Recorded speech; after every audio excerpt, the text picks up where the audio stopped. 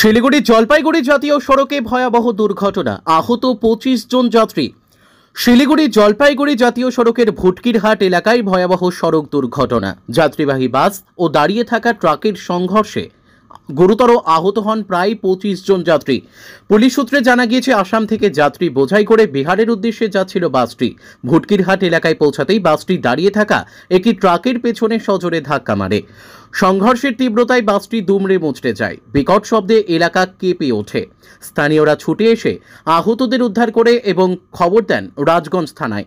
খবর পেয়ে ঘটনাস্থলে পৌঁছে পুলিশ ও স্থানীয়রা মিলে আহতদের উদ্ধার করে দ্রুত উত্তরবঙ্গ মেডিকেল কলেজ ও হাসপাতালে পাঠায়। দুর্ঘটনার জেরে কিছুক্ষণের জন্য শিলিগুড়ি জলপাইগুড়ি জাতীয় সড়কের এক পাশ দিয়ে যান চলাচল বন্ধ হয়ে যায়। সৃষ্টি হয় ব্যাপক যানজট। পরে পুলিশের তৎপরতায় যান চলাচল স্বাভাবিক হয়।